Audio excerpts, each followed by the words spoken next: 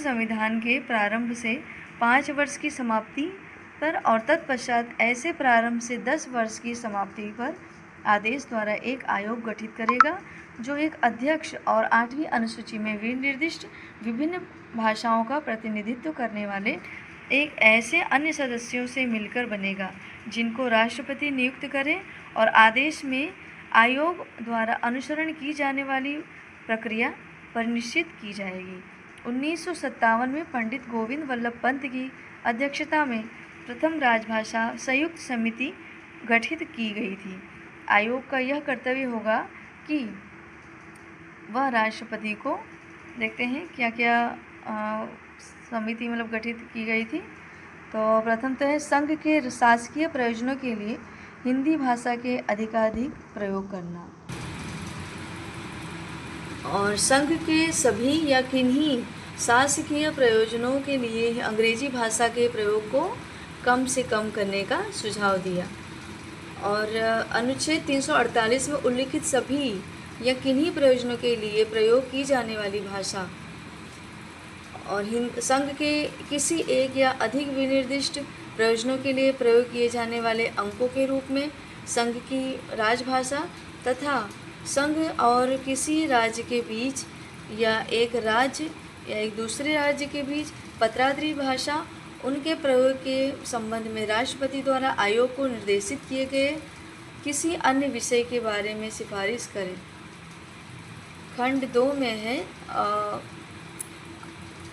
अपनी सिफारिशें करने में आयोग भारत की औद्योगिक, सांस्कृतिक और वैज्ञानिक उन्नति का और लोक सेवाओं के संबंध में अहिंदी भाषी क्षेत्रों के व्यक्तियों के न्यायसंगत दावों और हितों का सम्यक ध्यान रखेगा।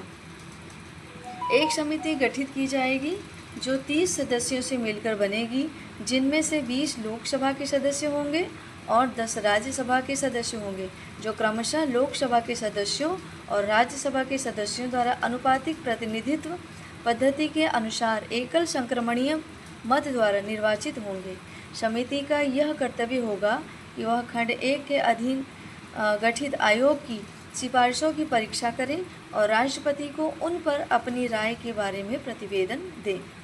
अनुच्छेद 343 में किसी बात के होते हुए भी राष्ट्रपति खंड 5 में निर्दिष्ट प्रतिवेदन पर विचार करने के पश्चात उस संपूर्ण प्रतिवेदन के या उसके किसी भाग के अनुसार निर्देश दे सकेगा। देखते हैं हम प्रादेशिक भाषाएं, और जो अनुच्छेद 345 राज्य की भाषाएं या राजभाषाएं। प्रादेशिक भाषा कौन सा अनुच्छेद है? 345। किसी राज्य का विधानमंडल विधि द्वारा उस राज्य के प्रयोग होने वाली भाषाओं में किसी एक या अधिक भाषाओं को या हिंदी को उस राज्य के सभी या किन्हीं शासकीय प्रयोजनों के लिए प्रयोग की जाने वाली भाषा या भाषाओं के रूप में अंगीकार कर सकेगा, परंतु जब तक राज्य का विधानमंडल विधि द्वारा अन्यथा उत्पन्न न करे, तब तक राज्य के भीतर इन शासकीय प्रयोजनों के लिए अंग्रेजी भाषा का प्रयोग किया जाता रहेगा, जिनके लिए उनका इस संविधान के प्रारंभ से ठीक पहले प्रयोग किया जा रहा था। अब हम देखते हैं अनुच्छेद 346।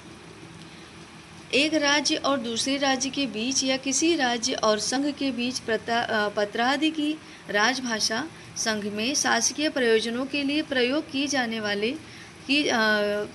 किए जाने के लिए तत्समय प्राधिकृत भाषा एक राज्य और दूसरे राज्य के बीच तथा किसी राज्य और संघ के बीच पत्रादि की राजभाषा होगी। परंतु यदि 2 या अधिक राज्य करार करते हैं कि उन राज्यों के बीच पत्रादि की राजभाषा हिंदी भाषा होगी, तो ऐसे पत्रादि के लिए उस भाषा का प्रयोग किया जा सकेगा। अब देखते हैं हम कौन सा अनुच्छेद? 347। किसी राज्य की जनसंख्या के लिए किसी भाग द्वारा बोले जाने वाली भाषा के संबंध में विशेष उपबंध। यदि किसी राज्य की जनसंख्या का पर्याप्त भाग यह चाहता है कि उसके द्वारा बोली जाने वाली भाषा को राज्य द्वारा मान्यता दी जाए, तो वह निर्देश दे सकेगा कि ऐसी भाषा को भी उस राज्य में सर्वत्र या उसके किसी भाग में ऐसे प्रयोजन के लिए जो वह निर्दिष्ट करे, शासकीय मान्यता दी जाए। उच्चतम न्यायालय उच्च न्यायालयों आदि की भाषा देखते हैं। अनुच्छेद 48 348, ठीक है। उच्चतम न्यायालय और उच्च न्यायालयों में और अधिनियमों, विधेयकों आदि के लिए प्रयोग किए जाने वाली भाषा कौन से अनुच्छेद में है? 348। तो इस भाग के पूर्वगामी उपबंधों में किसी बात के होते हुए भी जब तक संसद विधि द्वारा अन्यथा उपबंध न करे तब तक, ठीक है। अब का देखते हैं। उच्चतम न्यायालय और प्रत्येक उच्च न्यायालयों में सभी कार्यवाहियाँ अंग्रेजी भाषा में होगी। खंड 1 के उपखंड और ख में किसी बात के होते हुए भी जहाँ किसी राज्य के विधानमंडल ने उस विधानमंडल में पुनः स्थापित विधेयकों या उसके द्वारा पारित अधिनियमों में अथवा राज्य के राज्यपाल द्वारा प्रख्यापित अध्यादेशों में अथवा उस उपखंड के पैरा में निर्दिष्ट की जाने वाली किसी आदेश, नियम, विनिमय या उपविधि में प्रयोग के लिए अंग्रेजी भाषा से भिन्न कोई भाषा विहित की है, वहाँ उस राज्य के राजपत्र में उसे राज्य के राज्यपाल के प्राधिकार से प्रकाशित अंग्रेजी भाषा में उसका अनुवाद इस अनुच्छेद के अधीन उसको अंग्रेजी भाषा में प्राधिकृत पाठ समझा जाएगा। अब देखते हैं हम 349 अनुच्छेद और भाषा से संबंध में कुछ विधियां अधिनियम करने के लिए विशेष प्रक्रिया। इस संविधान के प्रारंभ से 15 वर्ष की अवधि के दौरान अनुच्छेद 348 के खंड 1 में उल्लिखित किसी प्रयोजन के लिए प्रयोग की जाने वाली भाषा के लिए उपबंध करने वाला कोई विधेयक या संशोधन संसद के किसी सदन में राष्ट्रपति की पूर्व मंजूरी के बिना पुनः स्थापित या प्रस्तावित नहीं किया जाएगा। राष्ट्रपति किसी ऐसे विधेयक को पुनः स्थापित या किसी ऐसे संशोधन को प्रस्तावित किए जाने की मंजूरी अनुच्छेद 344 के खंड 1 के अधीन गठित आयोग की सिफारिशों पर और अनुच्छेद के खंड 4 के अधीन गठित समिति के प्रतिवेदन पर विचार करने के पश्चात देगा, अन्यथा नहीं।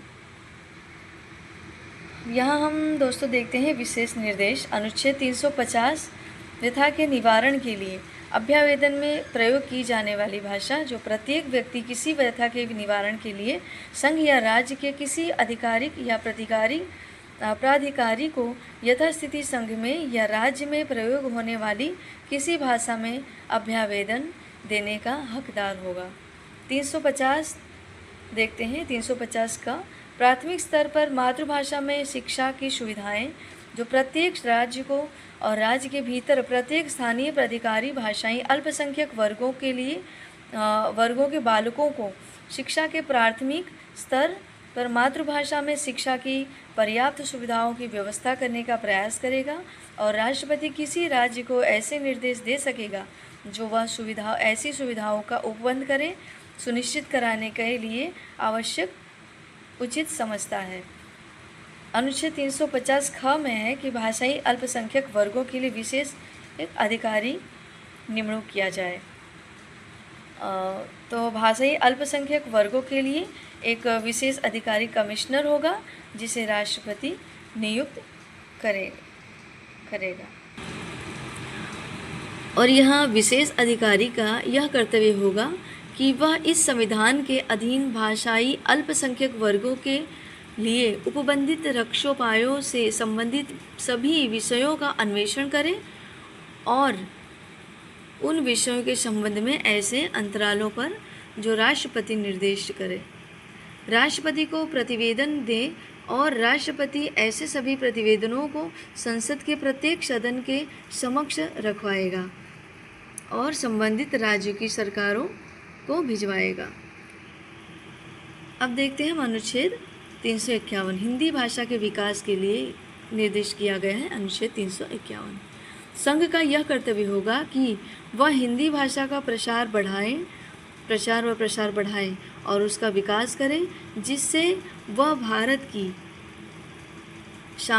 सामाजिक संस्कृति के सभी तत्वों के अभिव्यक्ति का माध्यम बन सके और उसकी प्रकृति में हस्तक्षेप किए बिना हिंदुस्तानी में और 8वीं अनुसूची में विनिर्दिष्ट भारत की अन्य भाषाओं में प्रयुक्त रूप, शैली और पदों को आत्मसात करते हुए जहाँ आवश्यक या अवांछनीय हो वहाँ इसके शब्द भंडार के लिए मुख्यतः संस्कृत से और गौणतः अन्य भाषाओं से शब्द ग्रहण करते हुए उसकी समृद्धि सुनिश्चित करें।